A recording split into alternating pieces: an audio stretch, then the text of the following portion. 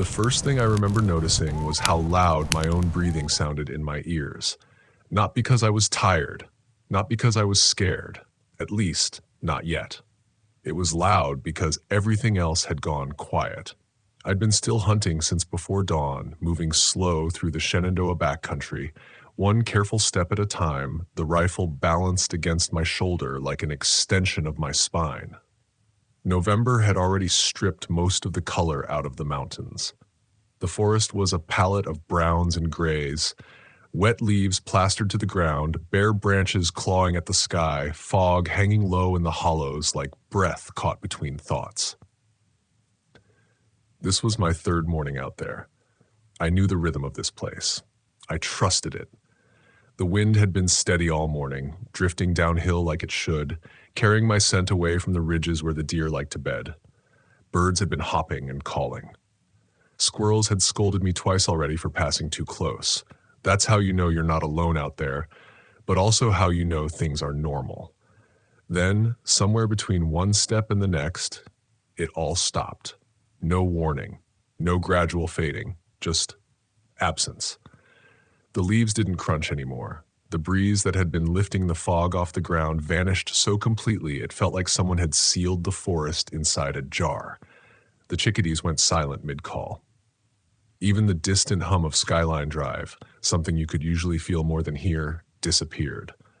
I froze with one boot half raised, my muscles locked in place, listening so hard it felt like my ears were burning. Hunters talk about the quiet like it's a sign. Sometimes it is. A predator moves through and everything else takes notice.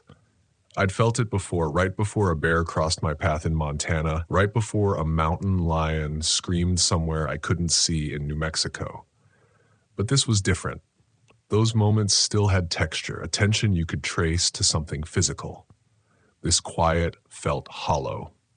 I lowered my foot slowly, easing my weight onto the ground, and waited for the forest to correct itself, for a bird to chirp, for wind to slide through the branches, for anything to remind me that this was still Shenandoah, still Virginia, still a place governed by rules I understood. Nothing happened. My pulse started to creep up, not from fear yet, but from confusion, the kind that makes you start inventorying yourself. I checked my hands, checked the safety on the rifle, listened to my own breath again and forced it slower. You're projecting, I told myself. You're tired. Third day, bad sleep, too much coffee. That's when I heard it. My name, soft, almost careful. Not shouted, not carried by echo. Spoken. It came from uphill, somewhere beyond the rise ahead of me, where the trail bent out of sight and climbed toward a rocky overlook. The sound slid through the trees like it knew the path already. I didn't answer. I couldn't. My mouth went dry so fast my tongue stuck to the roof of it. My chest tightened, not in panic, but in a deep, instinctive refusal. Every part of me understood something my brain hadn't caught up to yet. No one should have been up there. I'd checked in with the ranger station before heading out. I knew who was hunting which zones. I knew how far I was from the nearest access point. There were no trails above me that would make sense for another hunter to be moving downhill unseen. And even if there were, hunters don't whisper names into the woods. I waited. The silence held.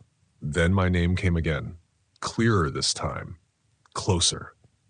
It sounded wrong in a way I couldn't immediately describe. The voice had my cadence, my inflection. The way my sister used to call me when we were kids and she needed something. Familiar enough to pull at me, off enough to make my stomach twist. I finally forced myself to move, pivoting my body inch by inch until the rifle came up, pointed toward the slope. "Hello?" I said, hating how small my voice sounded. The word didn't travel. It felt like it fell straight to the ground. I waited for an answer. What I got instead was movement, not footsteps, not branches snapping, something shifting weight uphill just out of sight like someone leaning forward to listen better. My heart started pounding hard enough that I worried it would give me away if whoever or whatever was up there needed confirmation I was real. A rational explanation tried to surface. Someone playing a joke, a hiker who knew me somehow, a hunter who'd mistaken me for someone else and was now embarrassed enough to stay quiet. Each explanation collapsed under its own weight before it fully formed. I took a step back, then another, careful not to break the rhythm of the forest any more than it already was. The ground sloped unevenly behind me, rocks hidden under leaves waiting to turn an ankle. The voice came again. This time, it didn't say my name. It said, "You can come up now." That was when fear finally arrived. Not a spike, not panic.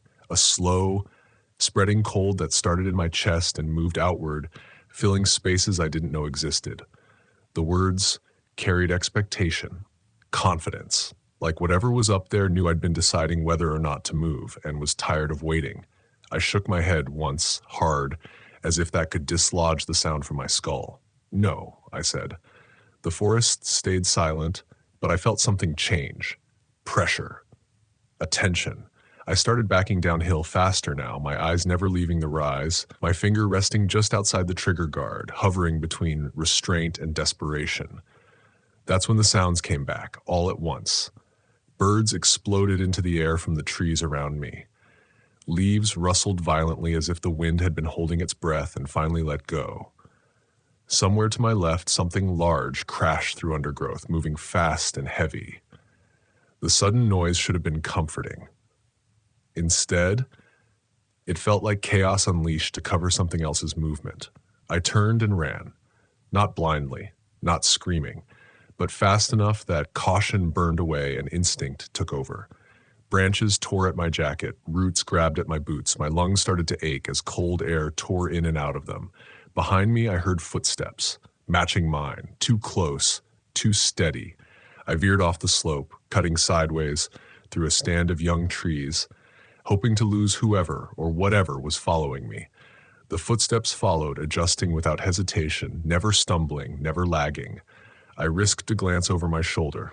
I saw movement, a shape between trunks, upright, human-sized, but wrong. Its gait was just slightly off, like it was remembering how legs worked instead of using them naturally, and where its face should have been, there was only shadow, even as it passed through patches of light. It spoke again, this time from behind me. "Don't run." My legs nearly gave out. The voice wasn't whispering anymore. It wasn't trying to sound like me. It was layered, like two people speaking at once, one just a fraction of a second behind the other. I screamed then. A raw animal sound ripped out of me without permission. I burst through the last line of trees and stumbled into a shallow ravine, sliding down wet leaves and mud until I hit the bottom hard enough to knock the wind out of me. I rolled, scrambling to my knees, rifle coming up, and there was nothing there. The forest looked normal again, too normal. Sunlight filtered through branches, birds called from the canopy, the wind sighed through dead leaves like it always had. No footsteps, no shape, no voice. I stayed there for a long time, shaking, my back against the ravine wall, the rifle braced across my knees, waiting for something to break the illusion. Nothing did.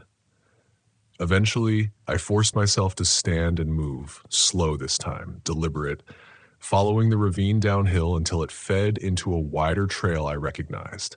I didn't stop until I reached my truck. I didn't hunt again that season. Sometimes, late at night, when everything goes quiet in my house, I think about that voice, about how it knew my name, about how confident it sounded that I would come when called, and I wonder how many times in places like that, people do.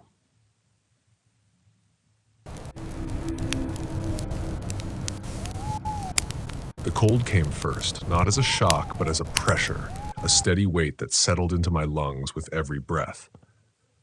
October in the San Juans doesn't announce itself with drama. It just tightens the air, dulls sound, and makes the forest feel watchful.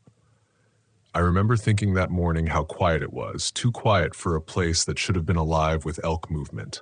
No bugles, no distant cracking of branches, just my boots pressing frost into the ground and the soft rasp of my own breathing inside my hood.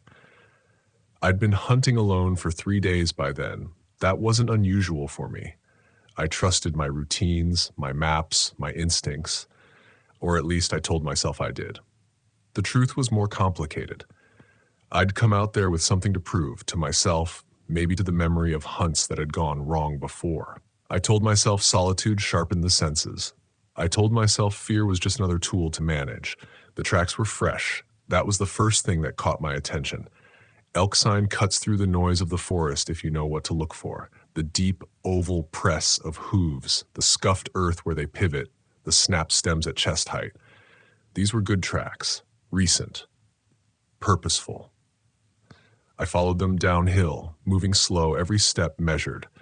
The forest floor was damp with melt, pine needles slick underfoot. Somewhere above me, wind whispered through dead branches, but it sounded distant, like it belonged to another place entirely. As I moved, a sense of unease crept in, subtle at first. Not fear. More like a hesitation I couldn't name. The tracks didn't wander the way elk usually do when grazing. They were straight, deliberate. That made me quicken my pace, heart lifting with the possibility of a clean shot before noon. I adjusted my rifle strap, feeling the familiar comfort of its weight against my shoulder. Then the tracks changed. At first, I thought I was misreading them. The ground here was muddier, the impressions less defined. I crouched, brushing aside loose needles with my glove. The hoof prints narrowed, the edges softened. I told myself it was erosion, overlap, maybe another animal crossing the trail. I stood and took a few more steps, eyes scanning ahead. Another print. Clearer this time. Bare. 5 toes pressed into the mud, the arch visible, heels sunk deep as if the person had put their full weight down. No boot tread, no sock pattern, just skin against earth. I laughed under my breath, a short, dismissive sound that vanished immediately into the trees. People do strange things, I told myself. Hunters lose boots. Hikers wander off trail. Maybe someone had stripped down to cross a creek. The rational explanations came easily, lining up in my mind like soldiers. I clung to them because the alternative, because the way my stomach tightened when I really looked at that print, wasn't something I wanted to entertain. I followed anyway. The forest began to feel narrower, though the trees hadn't changed.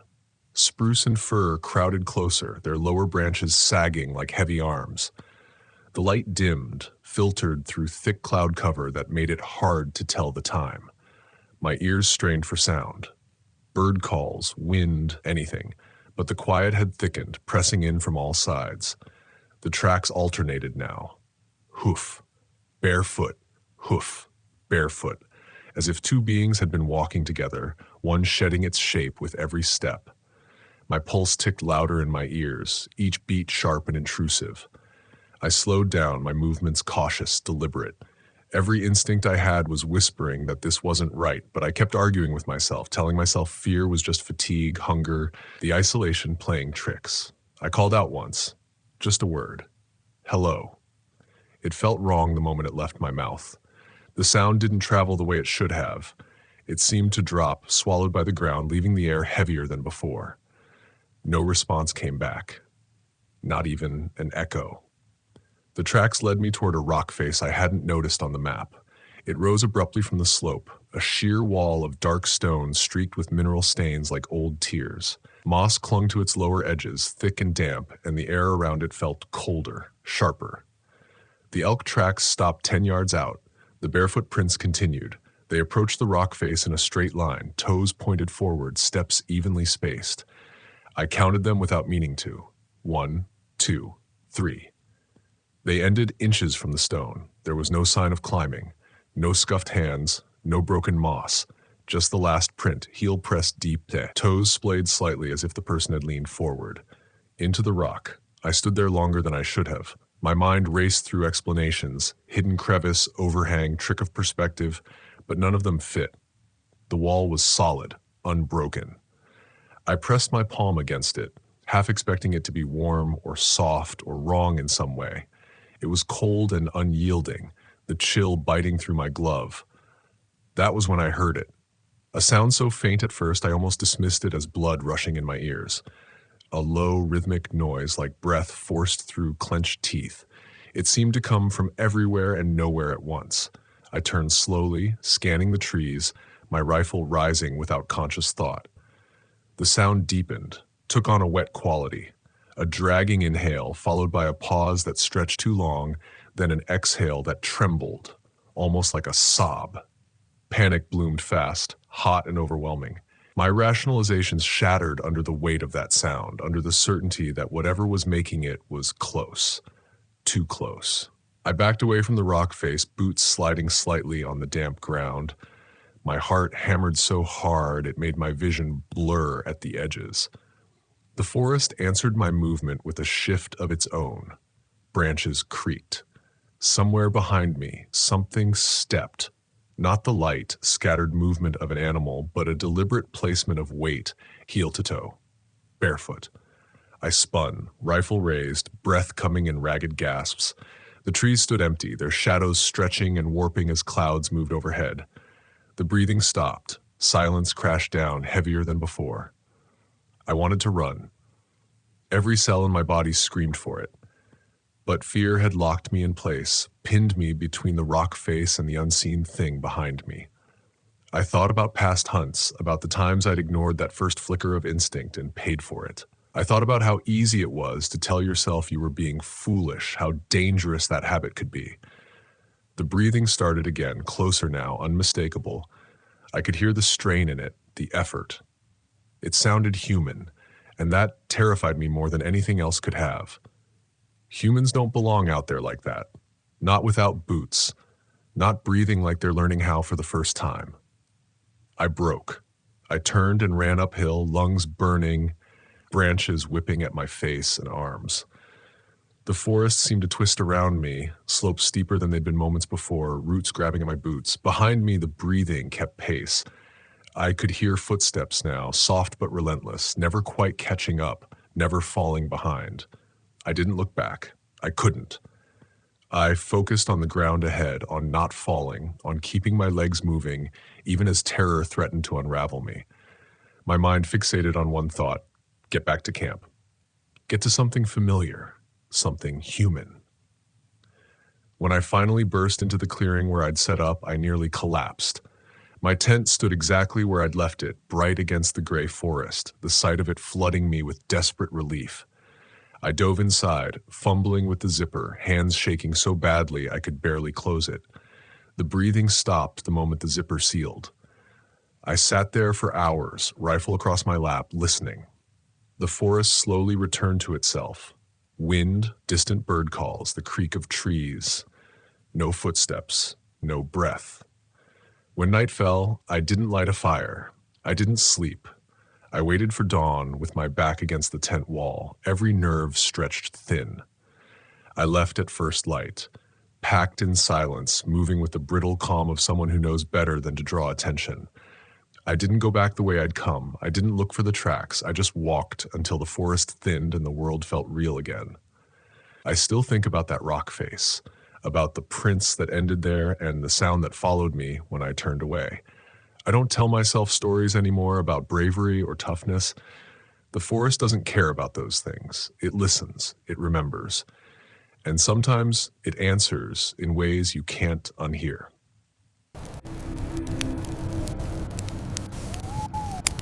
During turkey season in Mark Twain National Forest, Missouri, April 2020, I fired once. Seconds later, the exact same shot echoed back from the opposite direction. Too perfect to be an echo. The forest was already awake before I was. Not with birdsong or wind, but with that low, breathing quiet that only exists before sunrise, when the world hasn't decided yet whether it's going to let you pass through unharmed. The air smelled like damp leaves and cold dirt, and every breath felt heavier than the last, as if the trees were slowly leaning in to listen. I'd been hunting turkeys for most of my adult life, enough seasons to know the difference between a normal morning and one that felt tilted.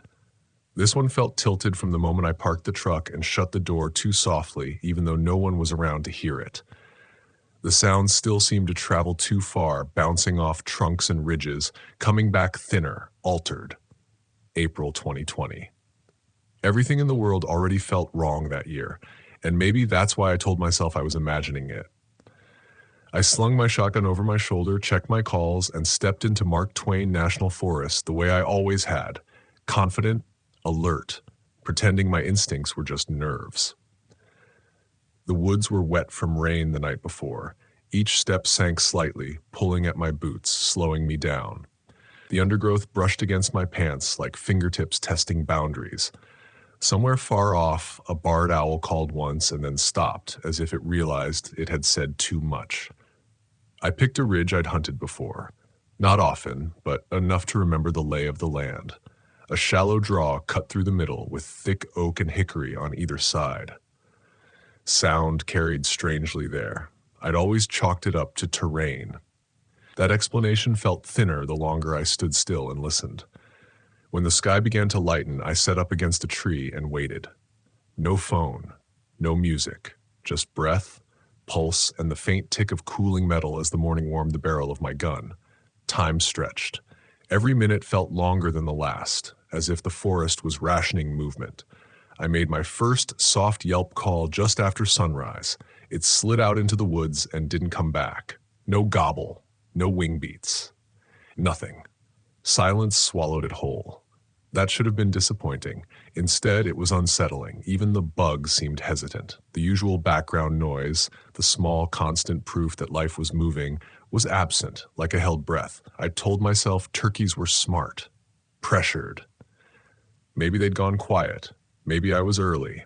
Maybe I was just jumpy because the world outside the forest had been shouting fear for months, and it was echoing in my head. I waited longer. The ground grew colder where I sat.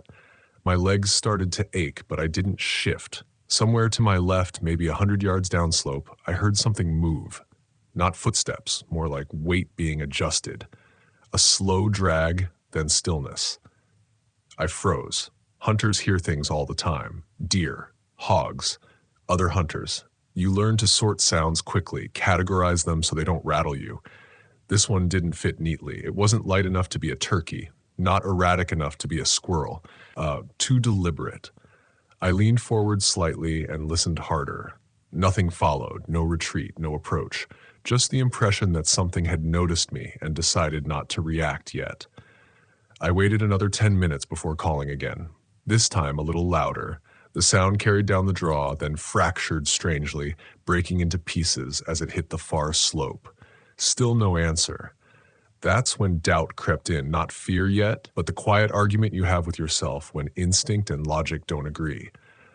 I told myself the forest was just empty. I told myself I was wasting a good morning sitting still. I told myself that moving would reset everything.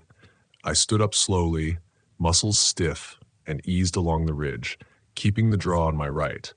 Every step sounded too loud. Leaves cracked like small bones. My breathing felt amplified as if my chest was hollow. About 50 yards ahead, I saw movement through the trees. Dark. Upright for just a second before slipping behind a trunk. Another hunter, I thought immediately. Relief and irritation tangled together. That would explain the strange quiet. Someone else working the same birds. I raised my hand instinctively, even though I hadn't seen orange. "Hey," I called softly. "Hunter here." The word fell flat. No response. I waited, scanning. Nothing moved. The spot where I'd seen the shape was empty now, the trees exactly as they'd been a second before. I felt foolish for calling out. I kept going, slower now. The draw narrowed and the air felt colder inside it, as if the sun hadn't reached down there yet. The smell changed too. Less green, more rot. Old leaves, water standing longer than it should. I stopped when I reached a small clearing. It wasn't open, exactly, just thinner. A place where storms had taken a few trees and left the rest leaning inward, like an audience. That's where I heard it. A gobble. It came from straight ahead, sharp and clear, close enough to tighten my chest. Real. Close. My pulse jumped, excitement cutting through the unease like a blade. I dropped to a knee, heart pounding, and raised my gun. The gobble came again. Same spot, same distance. Too perfect. I settled against a tree and waited. Minutes passed. The gobble didn't repeat. I made a soft call, barely moving my mouth. Silence. Then another sound. Not a gobble this time. A dry click, like metal tapping wood. My fingers tightened on the stock. That wasn't a turkey. The click came again, closer now. Then a scrape, slow and deliberate, like something being dragged across bark. "Hunter?" I called again, louder this time. Nothing answered. The air felt thicker. My ears strained so hard they hurt. I became aware of everything at once, the weight of the gun, the tightness in my shoulders, the way the forest seemed to be pressing inward, closing distance without moving. I told myself to back out, to circle wide, to put space between me and whatever was ahead. Pride argued back, so did curiosity. I hated that part of myself in that moment, the one that wanted to know instead of be safe. The gobble sounded again. It was wrong. Not the sound itself, the rhythm. Too measured, too even, like someone who had practiced it. My stomach dropped as the realization formed, slow and unwanted. Someone was calling back to me without a call. I raised the gun higher, scanning the trees. That's when I saw it again. A shape, just off to the right this time, taller than it should have been. Still. "Show yourself," I said, and my voice cracked. The shape didn't move. My breath grew shallow. Fear began to bloom, not sudden, but heavy, like water filling a room. I felt watched from more than one direction. The forest no longer felt empty. It felt crowded with things that didn't want to be seen. I don't remember deciding to fire. I remember the pressure building, the certainty that if I didn't act, something else would. When the shotgun went off, the sound shattered the morning, ripping through the trees, echoing down the draw. For half a second, everything was chaos. Recoil, smoke, ringing ears. Then I heard it. Another shot. Same caliber, same distance, same timing, but from the opposite direction. It wasn't an echo. I've hunted long enough to know the difference. Echoes smear sound, stretch it, bend it. This was clean, immediate, a deliberate answer. Panic hit like a physical force. My legs went weak. My mind scrambled for explanations. Another hunter firing at the same time, coincidence, terrain tricks, but none of them held. The timing was too perfect. The direction too precise. Someone had fired back at me. I didn't wait to see more. I turned and ran, crashing through brush, branches tearing at my jacket, my breath coming in ragged gasps. Every step felt off balance, like the ground was shifting under me. Behind me, I heard movement. Not running, keeping pace. I veered uphill, lungs burning, heart hammering so hard it felt like it might split my ribs. The forest blurred. Trees became obstacles instead of landmarks. I lost all sense of direction. Another sound cut through the chaos. A gobble. Right behind me. I screamed then, a raw sound I didn't recognize as my own. I burst through the tree line into the parking area and nearly collapsed against my truck. I fumbled the keys, hands shaking so badly they barely worked. The forest stopped at the edge. No footsteps followed, no sounds at all. Just that sudden, unnatural quiet again, like a door slamming shut. I drove away without looking back. I didn't tell anyone the full story for a long time. Even now, saying it out loud feels like inviting something to listen again. I told myself it was stress, isolation, a trick of sound and fear layered on top of a bad year. But sometimes at night, I still hear it. The way that second shot sounded exactly like mine. Not closer, not farther, perfectly matched. And I know deep down that something in those woods heard me first and answered. The forest was already breathing when I stepped off the service road and into the sand. The kind of breathing you don't hear so much as feel. Slow, wet, patient. Apalachicola National Forest in January doesn't announce itself with birdsong or color. It presses down instead. Pines stretch tall and thin like watchtowers, their needles muting sound, their trunks spaced just far enough apart to make you feel exposed, no matter where you stand. The ground is pale sand layered over dark rot, scarred with hog tracks that look like careless signatures left by something that doesn't worry about being followed. I'd come alone to hunt feral hogs, telling myself I needed the quiet. After a year of noise, arguments, hospitals, phone calls in the middle of the night, I wanted a place that didn't ask questions. The plan was simple. Hike deep, set up a light camp, hunt at dusk and dawn. I trusted my rifle. I trusted my map. What I didn't trust, what I kept pushing down, was the feeling that had started before I even pitched the tent, the sense that this forest didn't want witnesses. By late afternoon, the light thinned into something metallic. I chose a clearing just wide enough to keep sightlines open, though open is relative in a place where palmettos huddle like crouched animals and fallen logs rot into shapes that look intentional. I set my tent near a cluster of scrub pines, back to a shallow depression that might have been a dry creek once. The air smelled faintly of sulfur and stagnant water. Every sound seemed delayed, like the forest was deciding whether to let it travel. I remember rationalizing everything. The quiet meant game nearby. The heaviness was just humidity clinging after rain weeks ago. When the sun finally slipped behind the trees, the temperature dropped fast, and with it came the first movement. Not a sound exactly, more like a pressure change. The brush to my left trembled, then stilled. I froze, listening. Hogs move with weight. You hear them before you see them. This wasn't that. Whatever shifted out there was careful. I cooked quickly, barely tasting the food, eyes sweeping the tree line. Darkness arrived all at once, thick and complete, the kind that erases distance. I zipped the tent and lay back, rifle within reach, headlamp off. That's when the forest began to whisper. It wasn't voices. It was layers of sound stacking wrong. Wind where there shouldn't be wind. A soft, dragging noise, then silence. Something stepped on pine needles with a deliberate crunch, then paused, as if listening to see whether I'd react. My heart kicked hard against my ribs, and I told myself it was hogs circling, curious about scent. Hogs are bold. They'll test you. But hogs snort. They grunt. They argue with each other. This was solitary. The first footsteps came close enough that I felt them through the ground. Heavy. Slow. Not the erratic shuffle of an animal feeding, but the measured pace of something counting distance. It moved clockwise around the tent, stopping every few steps. I tracked it by sound, holding my breath when it paused, letting it out in shallow sips when it moved again.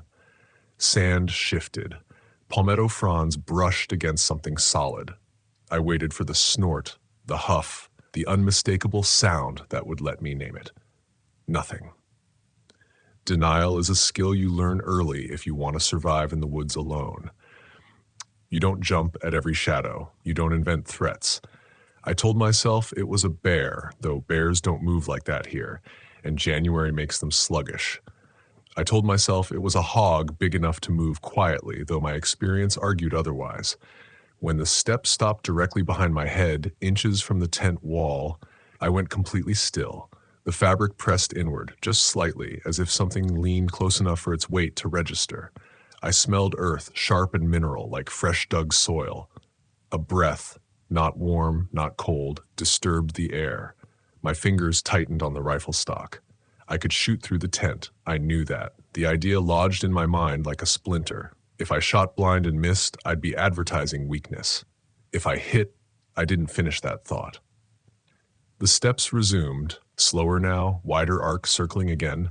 Hours stretched. My sense of time broke down into heartbeats and sounds. Somewhere far off, an owl called once, then went silent, as if corrected. The forest seemed to lean in with the footsteps, absorbing them, amplifying the weight. At one point, something dragged along the sand, a long, uneven scrape that set my teeth on edge. Not claws, not hooves. It sounded like something heavy being pulled without care. Panic crept in the way cold does, starting at the extremities. My hands shook despite my grip. My mouth went dry. I thought about leaving, bursting out, light blazing, running for the truck. But the idea of turning my back on whatever was out there felt worse than staying still. Trust your instincts, people say. But my instincts were fighting each other. One screamed to flee. The other warned me that movement would trigger something I didn't understand. At some point in the night, exhaustion blurred the edges of fear. I drifted in and out, never fully asleep, jolting awake whenever the steps resumed. They never left. They only changed distance, sometimes far enough that I could almost convince myself it was gone, then close again, so close the tent wall trembled. Once, something brushed the guy line, plucking it like a string. The vibration hummed through the poles. Just before dawn, the footsteps stopped completely. The silence that followed was worse than the noise. No insects, no wind. Even my breathing sounded intrusive.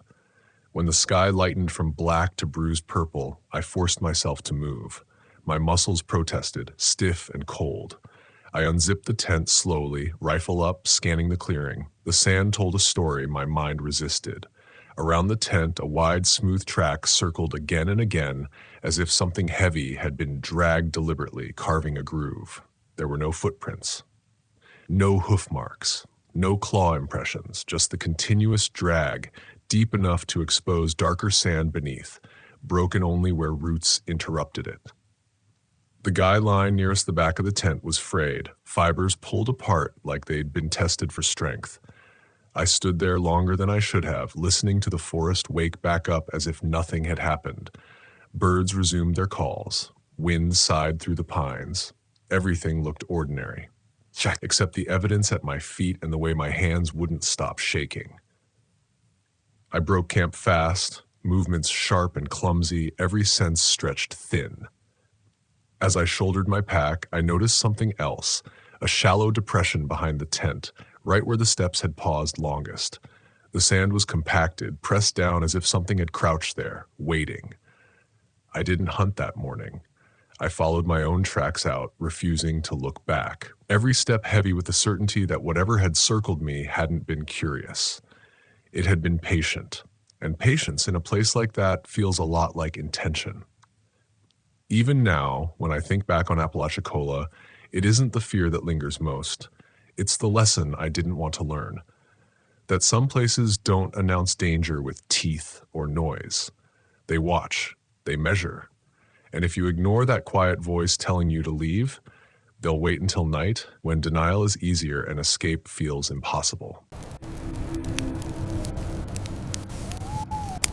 In Umpqua National Forest, Oregon, September 2018, I met a man deep in the woods with no rifle, pack, or boots. He warned me not to stay past sunset, then vanished into thick brush.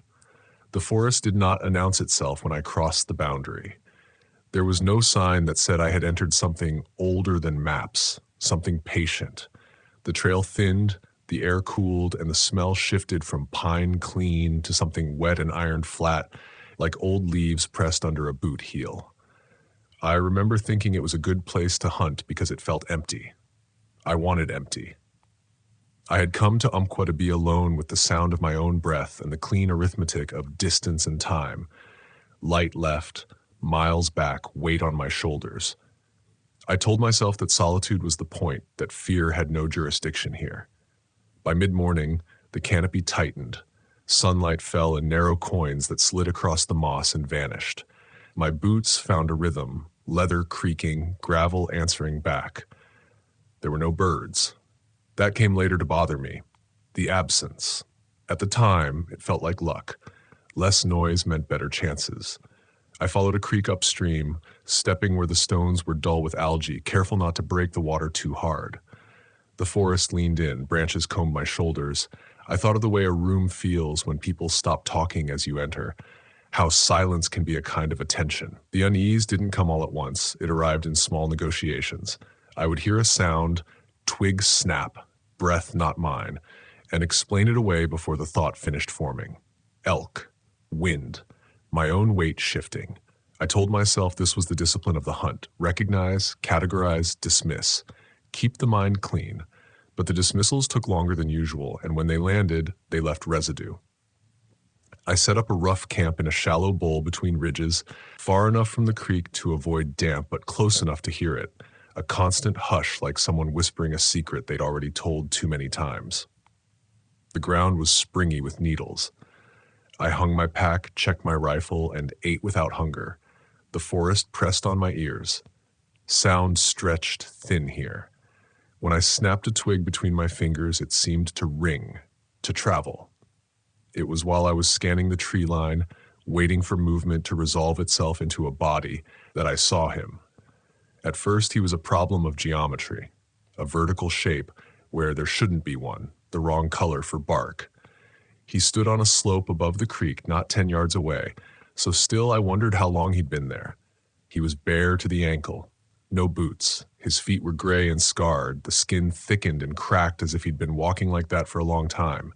He wore pants torn at the cuffs, a shirt too thin for the shade, and nothing else. No rifle, no pack, no knife I could see. He looked at me like I'd interrupted him. I didn't raise my rifle. I don't know why. My hands knew the weight, the balance, but they stayed low. He was older than I thought at first glance, or maybe younger. The forest does that to faces. His beard was patchy, his eyes bright in a way that felt wrong for someone standing barefoot on stone. He didn't blink. "You shouldn't stay past sunset," he said. His voice was level, not loud. It didn't echo. It didn't need to. I waited for him to say more. The forest waited too. I became aware of my breathing as a separate thing, like a machine I'd left running. "Are you lost?" I asked. It sounded thin. He smiled without showing teeth. "Everyone is." I remember the absurd detail of his feet again, the way dirt had packed under his nails. I remember thinking about hypothermia, about how cold the nights get even in September, about how he must have a camp nearby. The mind will reach for logistics when it can't face implication. "You hunting?" I asked. He shook his head. "I used to." "What are you doing out here without boots?" I said it like a joke, like a challenge. He looked past me, over my shoulder, into the bowl where I'd laid my things. "Waiting," he said, then quieter, "listening." The creek hissed. Something moved high in the canopy, a rush like a sleeve brushed against bark. "Don't stay past sunset," he said again, and this time there was something under it, a pressure that leaned on the words. "It doesn't like being watched at night." "What doesn't?" I asked, and hated myself for it as soon as it left my mouth. He took a step back. The brush swallowed half his body. "You'll hear it," he said. "You'll think it's far. It won't be." And then he was gone, not walking away, not retreating. He turned and the green closed, and there was no sound of him leaving. No crackle of undergrowth, no thud of feet on stone. The place where he'd stood looked exactly like the rest of the forest, as if he had been an error corrected. I stood there for a long time, my mind cataloging the impossible and filing it under coincidence. People live rough. People go barefoot. People say strange things. The forest amplifies it. I told myself that I had let my guard down, that the quiet had made me jumpy. When I finally moved, it was with a stubbornness that felt like courage but wasn't. I went back to my camp. I checked the time. Plenty of daylight.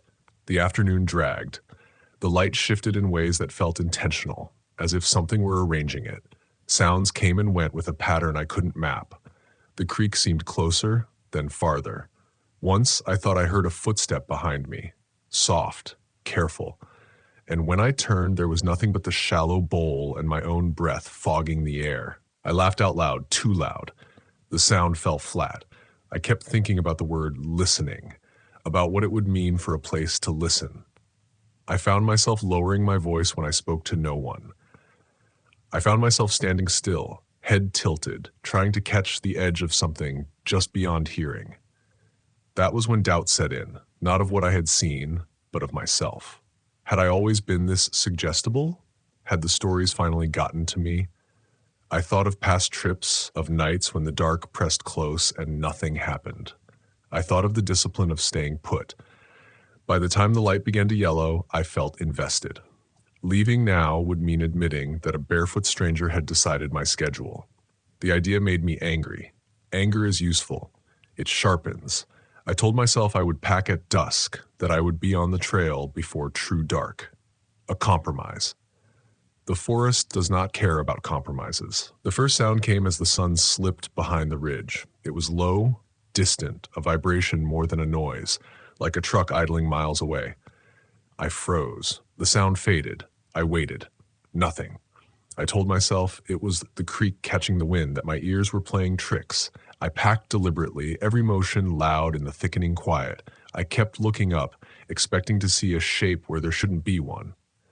The second sound was closer. It wasn't an animal call. It didn't have a rhythm. It was a dragging, patient thing, like something being pulled across a surface that didn't want it. I felt it in my teeth. My hands shook. Panic is not a switch, it's a slope. You slide, telling yourself you're still standing.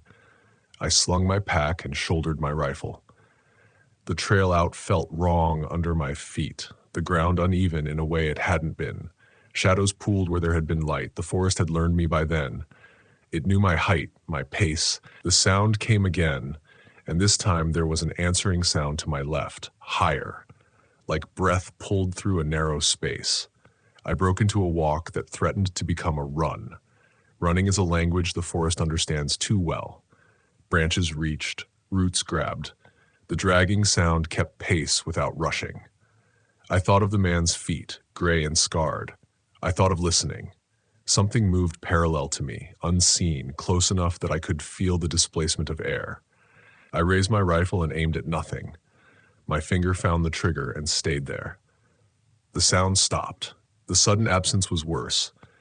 In that quiet, I heard my own heart and something else, a faint, wet click, like a tongue against teeth.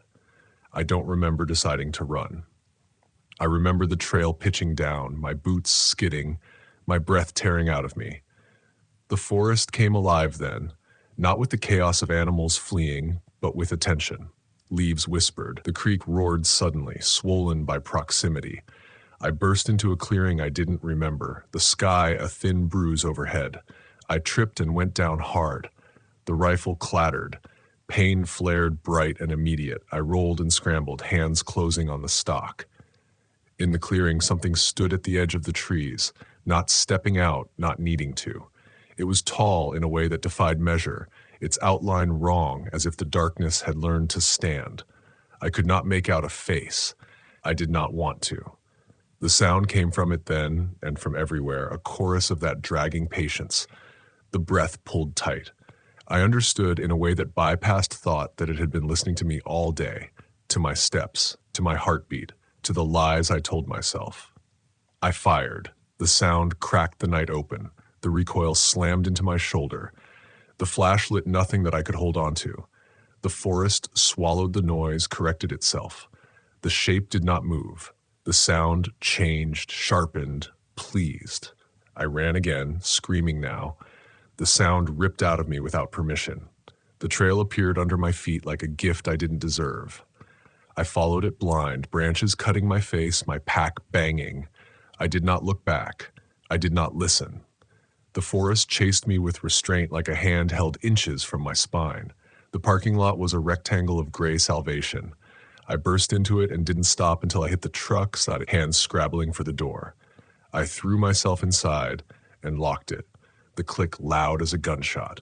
I sat there shaking, lungs on fire, staring at the tree line. Nothing came out. The forest withdrew, polite again. I drove without headlights for the first mile, afraid of what they might show. When I finally turned them on, the road was empty, the world ordinary and cruel in its normalcy. I did not slow until the trees thinned and the sky opened. I still hunt. I still walk into places that don't care if I come back. But I leave before sunset now. I listen differently. When the forest goes quiet, I don't take it as luck. I take it as attention. And sometimes when the ground feels springy with needles and the air smells like ironed leaves, I think of bare feet on stone and a voice that didn't need to echo. At dawn in Coconino National Forest, Arizona, December 2020, a mule deer stood motionless, staring straight at me for minutes. When it finally moved, it walked backward into the trees. The cold had already sunk into my bones long before the sun considered showing itself. Not the sharp, honest cold of snowstorms back home, but a dry, creeping chill that slipped through layers and settled into joints, the kind that made time feel heavier. I remember thinking the forest was too quiet, not peaceful, empty, like a room after an argument when the air still remembers what was said. I had been hiking since well before dawn, boots crunching softly against frost-stiffened needles. Every step felt deliberate, careful, as if the ground itself might react if I moved too fast. My breath rose in pale clouds that vanished almost immediately, swallowed by the trees. Ponderosa pines towered above me, their trunks straight and indifferent, bark flaking like old scars. Somewhere far off, a raven called once, then fell silent. No wind, no birds waking up, just that sound, and then nothing.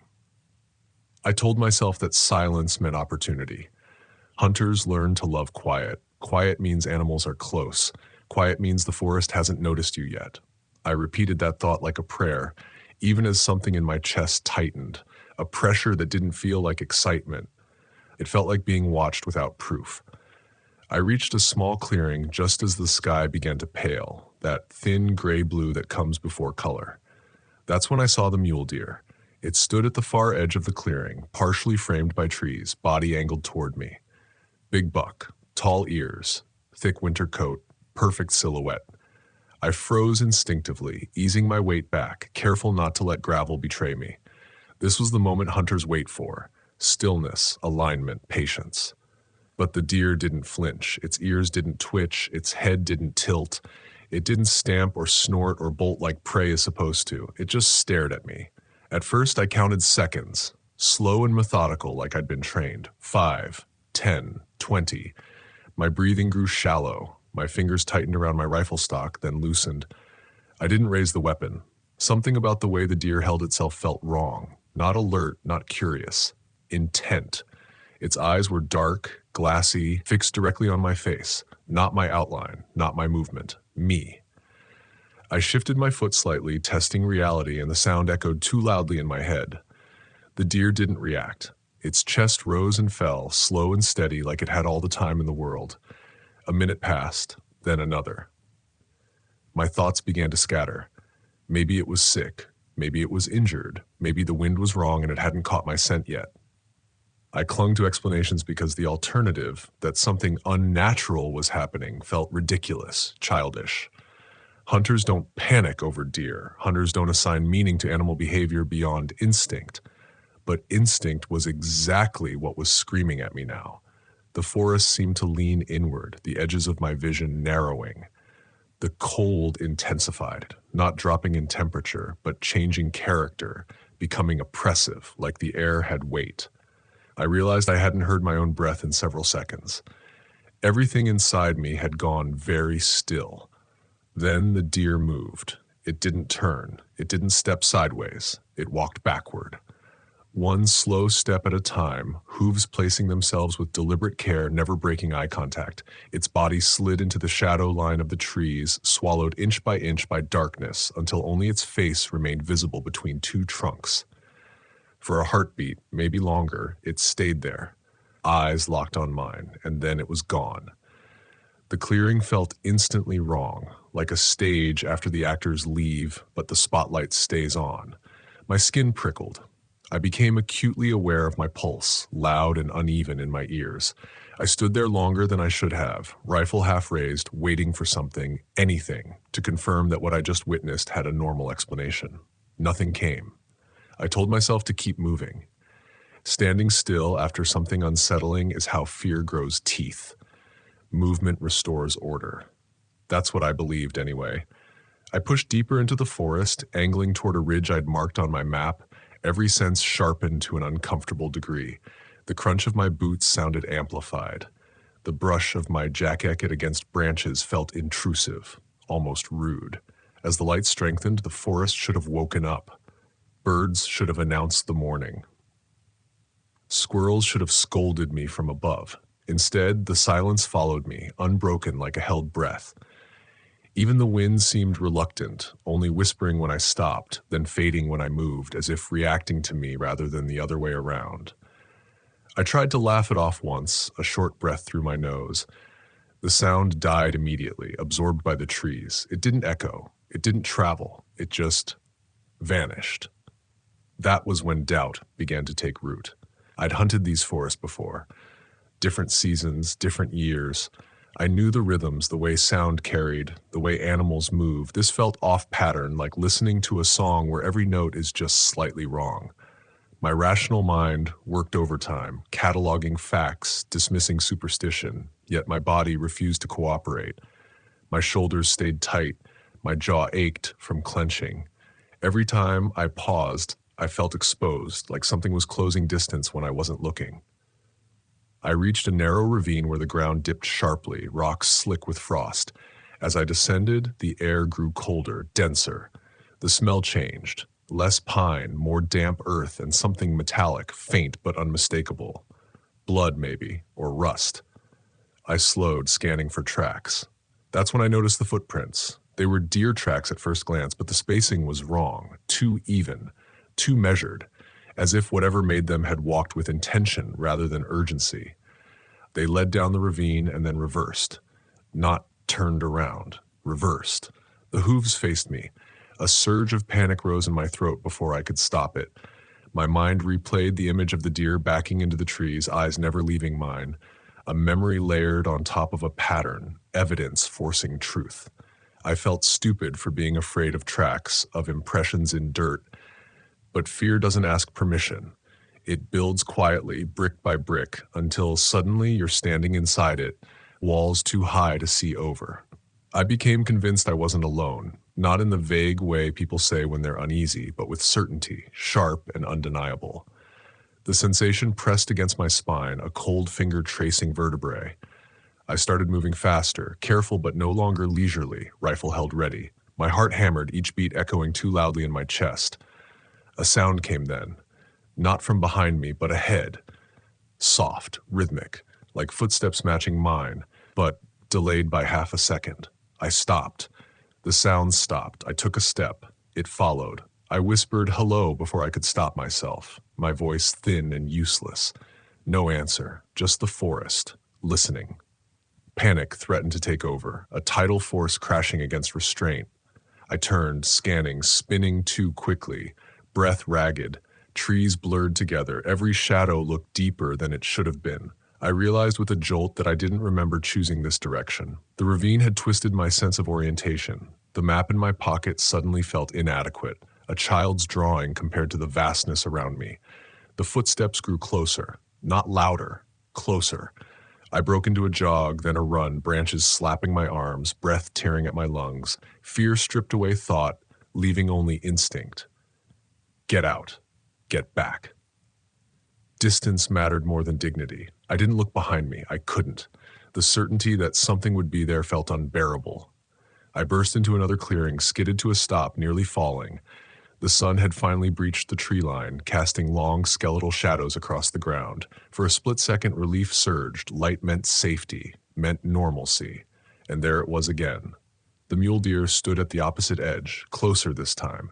Its head tilted slightly, an almost curious gesture. Its chest rose and fell. Calm, unafraid, waiting. I raised the rifle, hands shaking violently now.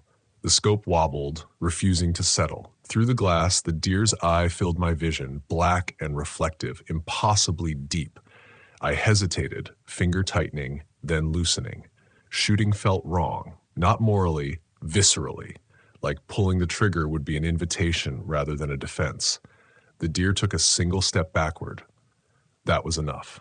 I lowered the rifle and ran. I don't remember the path clearly, only fragments, stumbling over roots, tearing my glove on bark, the burn in my lungs as air refused to come fast enough. Sounds chased me, footsteps, branches snapping, my name whispered in a voice that might have been memory or imagination. Time lost meaning, distance blurred. When I finally broke through the tree line near my truck, I collapsed against the door, shaking so hard my teeth rattled. The forest behind me stood still, sunlit and ordinary, offering no evidence of what it had held. I drove away without looking back. Later, much later, when my hands had steadied and daylight felt trustworthy again, I tried to explain it all away. Stress, isolation, cold. But some moments resist explanation. They lodge themselves deep, changing the shape of your thoughts. I still hunt. I still love the wild. But I no longer believe the forest is passive. Sometimes it watches. Sometimes it tests you. And sometimes at dawn, it sends something to see whether you notice when the rules stop applying. I noticed. And that noticing, that awareness, has followed me ever since, quiet as frost underfoot, reminding me that not everything that looks like prey is meant to be pursued, and not every retreat is a loss. While elk hunting in Lolo National Forest, Montana, October 2023, my radio crackled to life with frantic breathing. The channel was empty, and my partner was miles away. The frost hadn't melted yet when I stepped off the game trail and into the timber. It clung to the deadfall like a second skin, pale and brittle, crunching softly under my boots. Every sound felt too loud in the thin morning air. The scrape of bark against my sleeve, the slow click of my rifle sling shifting on my shoulder, my own breathing pushing white ghosts into the trees. I remember thinking how quiet it was, not peaceful quiet, but the kind that feels deliberate, as if the forest has decided to listen instead of speak. I had been hunting elk for years, long enough to trust routines more than instincts. Long enough to believe that if you plan carefully, mark your waypoints, check your wind, and keep your head, the woods will let you pass through without incident. That belief carried me deeper into Lolo National Forest that morning, past the last place where my partner's boot tracks faded into needle-covered soil, past the ridge where our radios still talked clearly to each other. By mid-morning, the terrain changed. The slopes steepened, the trees packed closer, and the light thinned into long gray strands that barely touched the ground. Sound changed too. It didn't echo anymore. It sank. My footsteps felt swallowed before they finished landing. I told myself it was normal. Thick timber does that. But the silence pressed in all the same, heavy and damp, like something laid across my chest. I stopped to glass a small clearing, the kind elk like to cut through when they're moving from feed to cover. Nothing. No movement. No birds. Even the wind seemed to hesitate, brushing the treetops but never quite reaching the forest floor. I checked my radio out of habit, thumbed the button lightly. "Still hunting North Slope," I said. My own voice startled me. Too sharp. Too clean. Static answered, thin and brief. Then nothing. I kept moving, angling toward a finger ridge we'd marked the night before. The farther I went, the more I felt the weight of the place. Not fear exactly, but a resistance, like the forest didn't want me there and hadn't yet decided how to make that clear. I found myself listening harder than usual, not for elk, but for anything that would confirm I wasn't alone with my own thoughts. The first sound that didn't belong was faint enough I almost ignored it. A breath, I thought, wind through a broken trunk. I stood still, heart ticking faster than the seconds. The sound came again, softer this time, close enough that I turned slowly, scanning the trees behind me. Nothing. I waited, counting my breaths, feeling the cold creep through my gloves. When nothing else happened, I shook it off and moved on, annoyed at myself for letting imagination fill the gaps. That's how it starts out there. Not with panic, but with denial dressed up as experience. An hour later, I cut fresh tracks. Elk moving downhill. The sign was good enough to pull my focus back where it belonged. I slowed, eased each step, letting the hunt settle my nerves. The forest felt different when I had a purpose. Narrower, more manageable. That was when my radio crackled. At first, it was just static, sharp, and sudden in my ear. I flinched, then smiled at the reflex. My partner must have climbed to higher ground. I lifted the radio, already forming a reply. Before I could speak, breathing filled the channel. Not wind, not movement. Breathing, ragged, uneven, close. Each inhale sounded wet, like air being dragged through something tight. Each exhale trembled, breaking halfway out, as if whoever was on the other end couldn't quite finish it. I froze. "Mark," I said, pressing the button. My voice came out low, controlled, the way you talk when you don't want to scare someone. "Mark, you all right?" The breathing continued. Faster now. No words, no background noise. Just breath, filling my ear like the person was right beside the mic, lips almost touching it. I checked the channel. Ours. The one we'd agreed on. No one else should have been on it for miles. "Mark, talk to me," I said. The breathing hitched. For a moment I thought I heard something else layered beneath it. A faint clicking, or maybe teeth knocking together. Then the transmission cut off. Silence slammed back into place, thicker than before. I stood there longer than I realized, staring at the radio like it might explain itself. My first instinct was to move toward him, to close the distance, but a second thought crept in, colder and quieter. The breathing hadn't sounded like someone running. It hadn't sounded like injury either. It sounded wrong, too close, too intimate, as if the forest itself had leaned in to speak through the radio. I told myself it was panic on his end. Altitude, exertion, a stumble. Radios distort sound, fear fills in blanks. Every explanation felt thinner than the last.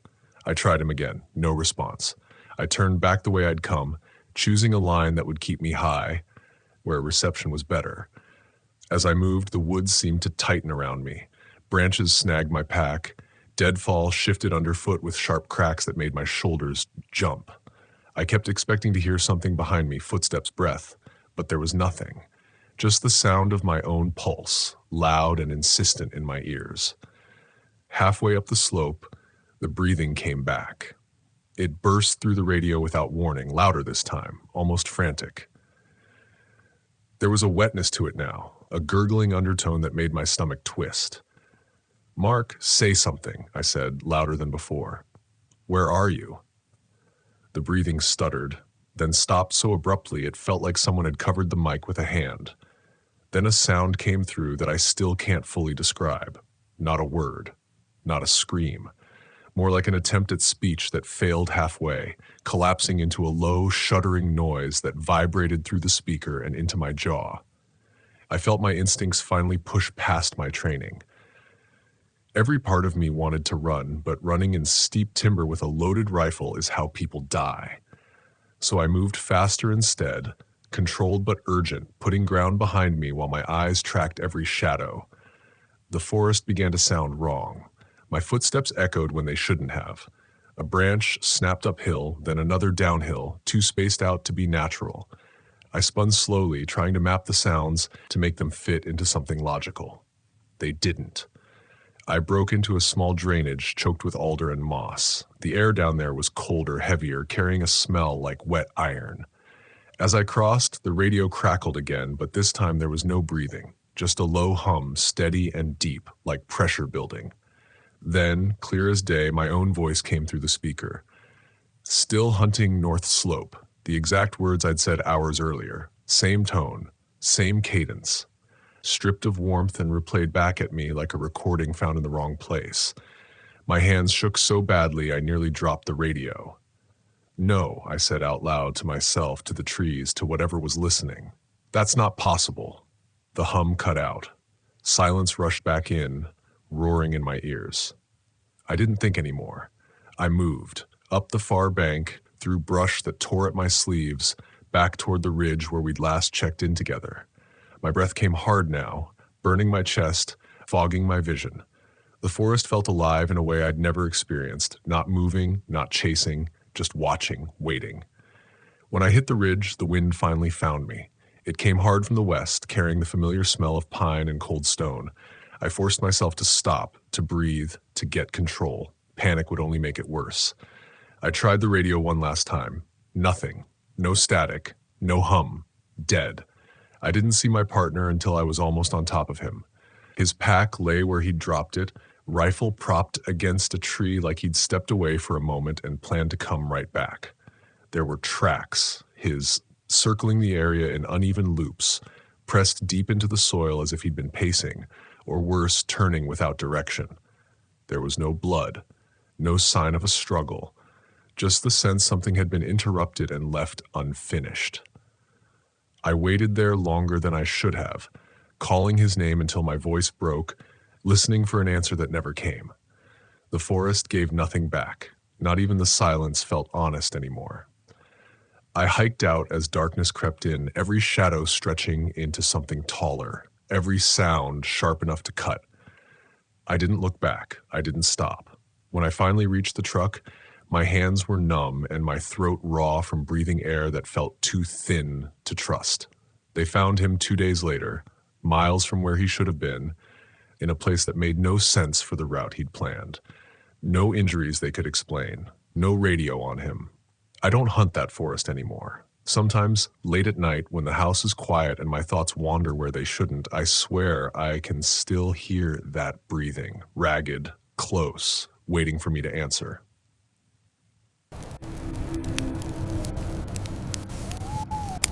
The cold that morning wasn't sharp, it was heavy, like something pressing down on my chest.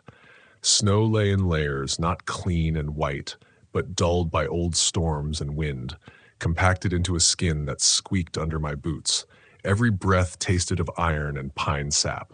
I had been hunting alone in White Mountain National Forest for 3 days by then, pushing deeper each morning, following sign that felt wrong in a way I couldn't articulate.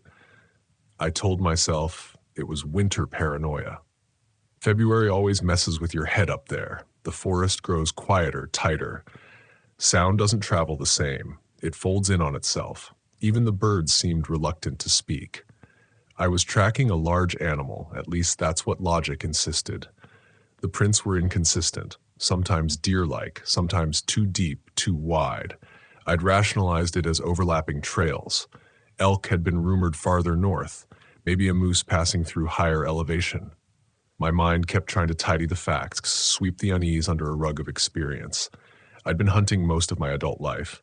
I knew how fear felt when it made sense. This wasn't that. By mid-morning, the sky turned that flat, metallic gray that kills depth perception. Trees blurred into one another, trunks repeating like bars in a cage. I noticed then that the forest floor had changed. The snow was disturbed more violently, scuffed, churned, torn apart as if something heavy had struggled there. Not a kill site. No drag marks, just chaos. I slowed, every step deliberate. My ears strained for something, anything. But the silence pressed harder, thick as wool. Even my own movements felt muted, as if the forest were swallowing sound before it could escape. That's when I saw the blood. It wasn't on the ground, it was sprayed across the trunks. Dark, dried crimson streaks, frozen in mid-motion, splattered high, 10 feet above the snow line. Some stains angled upward, others curved, as if flung with force and momentum. It wasn't pooled. It wasn't smeared. It was thrown.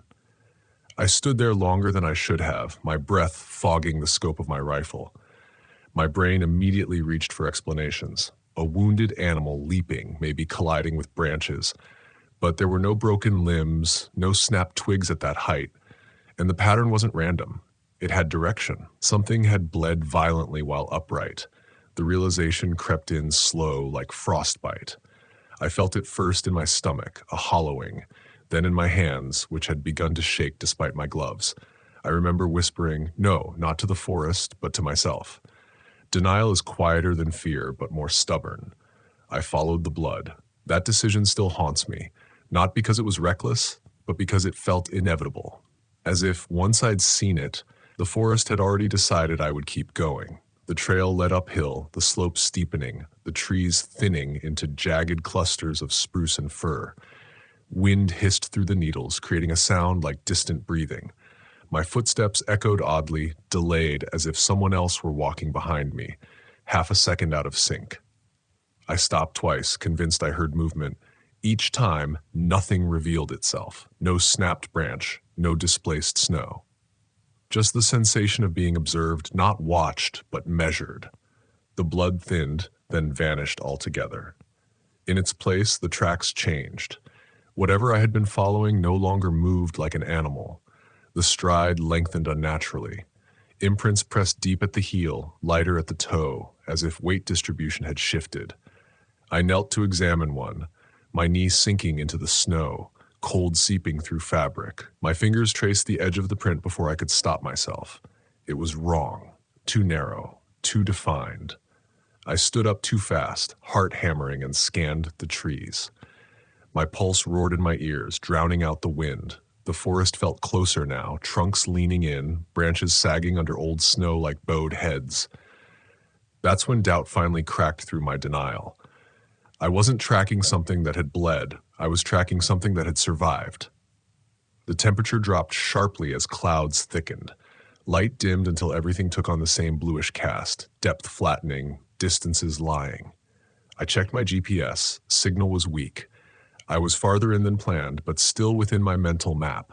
I told myself to turn back after the ridge, just reach the ridge, get a vantage point, then decide.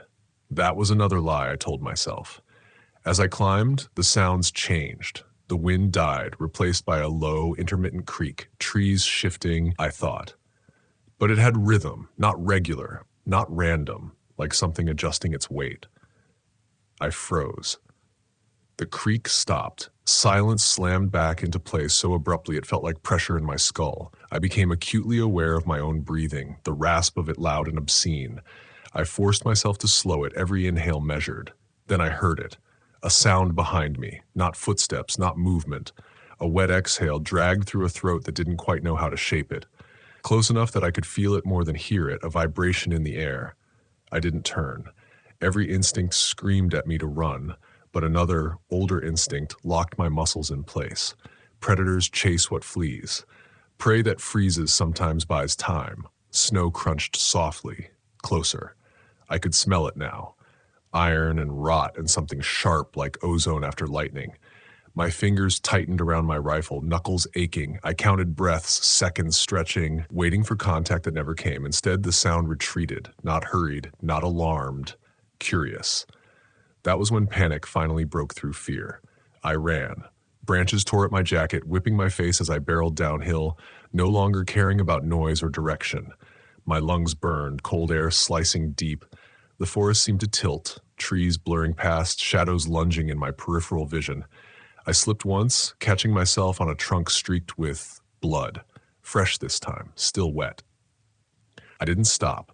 I burst into a small clearing I didn't recognize, heart threatening to tear itself free. In the center stood something I hadn't noticed before, a crude structure of fallen branches lashed together, half buried in snow. Not a shelter, not a blind, a marker. Something had been left there. Not meat, not tools, just bones. Cleaned, arranged deliberately, set upright against the wood like offerings or warnings. Human bones. My scream never made it out of my throat. Behind me, snow crunched again. I spun, rifle raised, finger squeezing. Nothing. The clearing was empty. The trees stood silent, unmoving, as if they had never leaned closer, never watched. The sound was gone, the smell dissipating into cold air. I backed away slowly, every step careful, eyes never leaving the tree line. My mind fractured into competing thoughts. Hallucination, hypothermia, coincidence, but none of them fit the blood. None explained the height, the pattern, the bones. I turned and ran again, this time with direction born of desperation. I followed my own tracks where I could find them, stumbling, falling, dragging myself upright. Dusk crept in fast, shadows pooling, swallowing detail. The forest fought me the whole way. Snow deepened, slopes steepened. Sounds multiplied, cracks, sighs, whispers just beyond comprehension. Once, I thought I heard my name, distorted, dragged through the trees in a voice that wasn't quite human. By the time I reached my truck, darkness had fully claimed the woods. I slammed the door shut, hands shaking so badly I dropped my keys twice.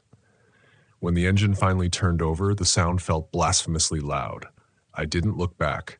I drove all night, not stopping until the sun rose and the mountains fell away behind me. I told no one what I'd seen. Not the blood, not the bones, not the sound of breathing where no body stood. Officially, I ended the hunt early due to weather.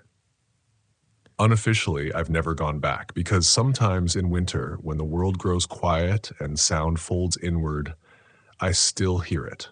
The forest breathing, patient and curious, remembering the shape of me. The forest didn't greet me when I stepped beneath its canopy. It swallowed me.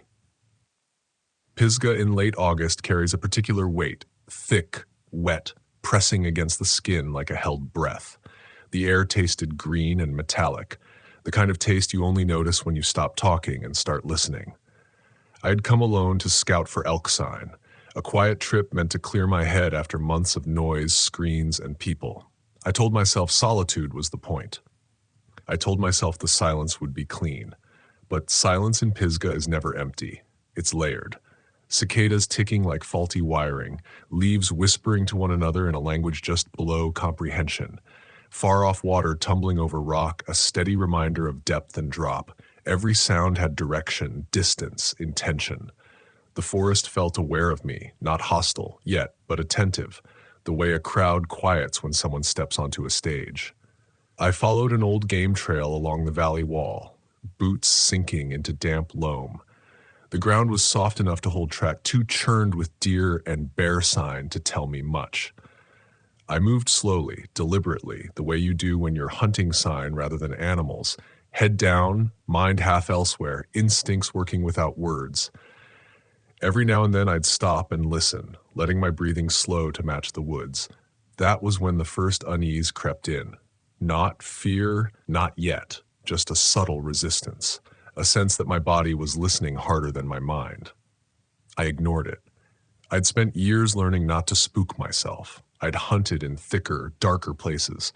I knew how the imagination feeds on quiet. So when I felt that prickle between my shoulder blades, I labeled it nerves and kept moving. The valley opened wider as the afternoon wore on. Ferns rose waist-high, slick and bright, brushing my legs as I passed. The light filtered down in broken shards, turning everything green gold and unreal, like the world was being viewed through old glass. I marked a potential camp near a bend in the creek, flat ground, good water, enough tree cover to stay hidden. Something about that spot felt heavy, like it had been used too often by too many things, but I pushed the thought aside. Dusk came quickly. One moment the forest was merely dim, the next it felt bruised. Shadows stretched and merged, erasing depth. The temperature dropped just enough to make sweat on my back turn cold. I checked my watch and told myself I had time to circle back before dark settled fully. That was when the sound came. At first, it was distant enough to be mistaken for wind funneling through rock, a long, wavering note rising from the valley floor. It threaded through the trees, bending around trunks, slipping under leaves. My brain searched for categories. Wind, animal, human voice. It didn't fit any of them. It rose again, louder this time, and the wrongness of it made my stomach tighten. It sounded human, but stretched, broken, as if someone had taken a scream and pulled it thin. The pitch wavered unnaturally, dipping too low, climbing too high, like a voice forgetting how to be a voice. I froze. The forest froze with me. The insects fell silent so abruptly it felt like pressure in my ears. Even the creek seemed to hush, its sound flattening into a dull murmur. All that remained was that scream, echoing off the valley walls, folding back on itself. I remember thinking, someone's hurt. Someone needs help. I also remember how fast that thought was followed by another, quieter one. Don't move. Those two instincts collided inside me, grinding against each other. I told myself it was a hiker who'd fallen, maybe someone panicking, their voice warped by distance and terrain. I told myself Pisgah wasn't some untouched wilderness. People got lost here all the time. But the scream came again, closer now, and it wasn't a call for help. There was no rhythm to it, no breath pattern. It didn't rise and fall the way lungs demand. It just went. Too long, too sustained. As if whatever was making the sound didn't need to stop. My hands were shaking before I noticed.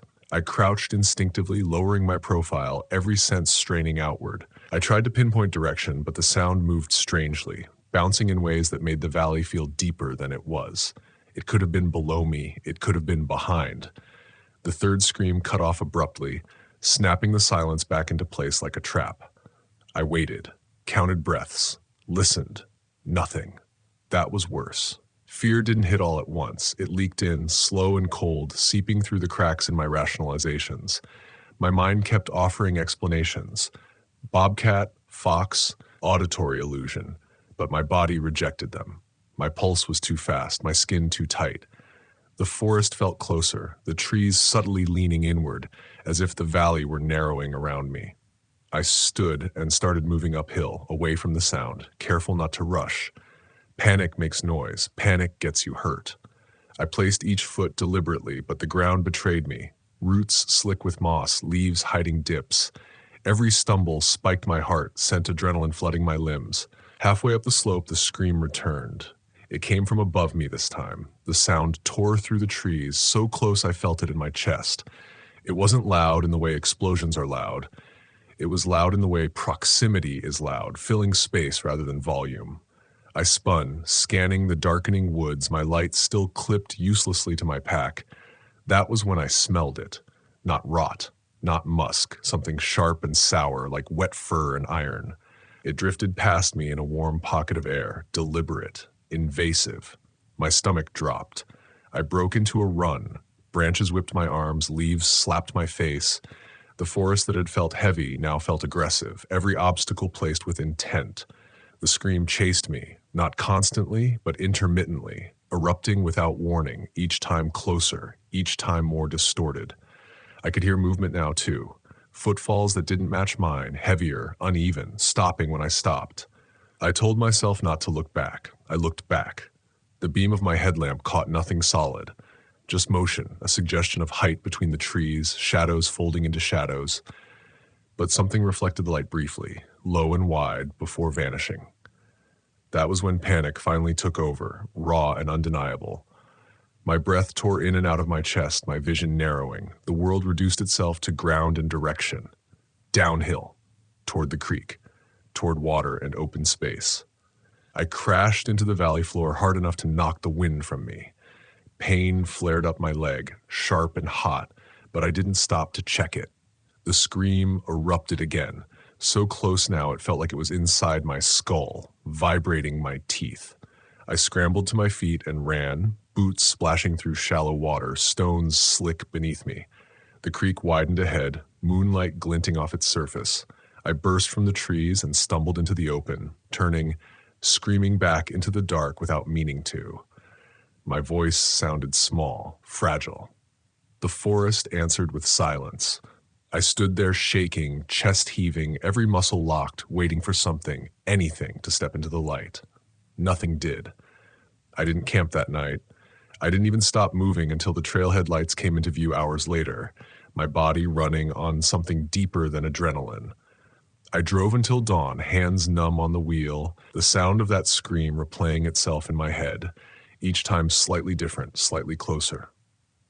Weeks passed before I could sleep without dreaming of valleys that bent sound and shadows that learned my name. Even now, when dusk settles too quickly and the air grows thick, I hear echoes that aren't there. Pisgah still stands. People still hike its trails, pitch tents by its creeks, tell stories around fires. But I know what it can hold in its voice when the light breaks wrong. And I know better now than to mistake silence for safety. The forest didn't greet me when I stepped in. It swallowed me. By late afternoon, the light had already begun thinning, stretched into pale ribbons between the trunks. Monongahela National Forest has a way of doing that, of stealing daylight quietly, like a pickpocket who never bumps into you. I remember thinking how sound behaved differently there. My boots didn't crunch the way they should have. The leaves were damp, but not wet, as if the ground itself was holding its breath. I was alone by design. That mattered to me then. I'd told myself solitude sharpened instincts, stripped distractions away. I had hunted alone before, elk in Colorado, hogs in Texas, even a long winter bow season in Montana. But this place felt older, heavier. The forest didn't just surround me, it leaned. Every step deeper carried the faint impression of trespass. Not the normal kind, no fences, no signs, but the feeling you get when you realize you're walking through a room where a conversation just stopped. I dismissed it. That's what hunters do. We rationalize. We call unease adrenaline and keep moving. The campsite sat in a shallow basin ringed by black birch and red spruce. No wind reached it. Smoke from my fire rose straight up and dissolved into the canopy, like the forest was inhaling it. I set my pack down and listened, not for animals, for pattern. There were none. No insects cheering in layers, no distant birds settling in for the night, just silence that pressed against my ears until I noticed my own breathing felt too loud, almost intrusive. I told myself it was seasonal. Late spring anomalies, the kind of thing you'd explain away to keep your mind steady. As dusk came on, the light dimmed in uneven pulses. One moment the clearing felt open, the next it shrank, as though the trees had edged closer while I blinked. I cooked quickly and ate without appetite, eyes tracking the tree line without consciously meaning to. Shadows didn't behave normally. They pooled, thickened, then slid away when I focused on them. That was when the sound came. A single, hollow knock, not sharp like wood on wood, not the crack of a falling branch. It was rounded, resonant, like someone hitting a tree with the flat of their palm. I froze mid-bite. The sound echoed, but not outward. It seemed to fold back on itself, swallowed by the trees. I waited. 10 seconds. 20. My pulse ticked in my throat. Another knock followed, same tone, same depth. Closer, I thought, but that was probably imagination. Sound travels strange in dense woods. I'd lectured others about that exact thing. I stood and walked to the edge of camp, heart steady but alert. I scanned with my light. Nothing reflected back but bark and leaf. No eyes, no movement. Then, without planning it, without even realizing I was deciding, I knocked back. Once. Hard. The sound I made felt small the instant it left my knuckles, like I'd thrown a pebble into a canyon. The answer came immediately. 3 knocks. 3 directions. Left, right, behind me. They weren't echoes. They were distinct, staggered just enough to register as separate origins. My chest tightened so fast it hurt. The forest no longer felt quiet. It felt attentive. I swung the light around, beam cutting white tunnels through the dark. The trees stood unmoving, their bark swallowing the light instead of reflecting it. My breath came faster now, thin and high. I told myself there had to be hikers, maybe locals messing around. Appalachian traditions. Wood knocks. Call and response. That explanation fit just well enough to keep panic at bay. I packed up camp in silence, hands clumsy. Every sound I made suddenly obscene. Fabric rasped too loud. Metal clinked like a drop bell. I kept expecting another knock. It didn't come. That was worse. I chose not to hike out. That decision still haunts me.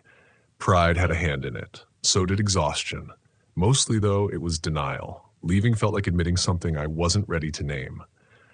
When full dark settled, the forest changed texture. The air thickened, smells sharpened. Wet soil, iron-rich water, something faintly sour that reminded me of old leaves crushed too many times. My headlamp felt inadequate, its beam swallowed within 10 feet. Then the footsteps began, not mine, slow, deliberate, always stopping when I stopped, starting again when I moved. They never circled closer, never retreated. They paced me, just beyond the reach of light. I called out. My voice sounded wrong, flattened, stripped of echo. No answer came, but the footsteps adjusted, repositioning, like whatever made them had learned my cadence. The fear didn't hit all at once. It crept. First doubt, then the creeping realization that I was no longer reacting to the forest. I was negotiating with it. I tried logic again. Deer, bears, even people, but the steps were too measured, too evenly spaced, and they never snapped a twig. I backed toward the trail, boots sliding on leaves that suddenly felt slick, treacherous. My mouth tasted metallic. Every nerve in my body buzzed with the certainty that if I ran, something would run with me and do it better. That's when the knocking returned. Closer now, louder. Not from trees this time, but from within the darkness itself, like the sound was carried on breath instead of air. I didn't knock back again. I turned and ran. The forest erupted. Not with sound, but with motion. Shadows surged. Branches snagged my pack, my sleeves, my skin. The trail dissolved beneath my feet, replaced by uneven ground that pitched and dipped without warning. My light bounced wildly, showing me fragments, bark too smooth, roots like fingers, a flash of pale between trunks that vanished when I screamed. The footsteps chased me now, multiple sets, surrounding, closing. The knocking followed, overlapping faster, like something mocking the rhythm of my heart. I burst into a clearing I didn't recognize and collapsed, lungs burning, vision tunneling. The knock stopped. The footsteps faded. Silence returned, but it wasn't empty anymore. It was full, saturated. I lay there until dawn, afraid to sleep, afraid to move. When morning finally came, the forest looked normal again, almost gentle. But the trees leaned just a little closer than before. I left without packing properly. I didn't look back. Some places don't chase you to kill you. Some just want you to answer back once, so they know your voice. And once they do, they never forget it.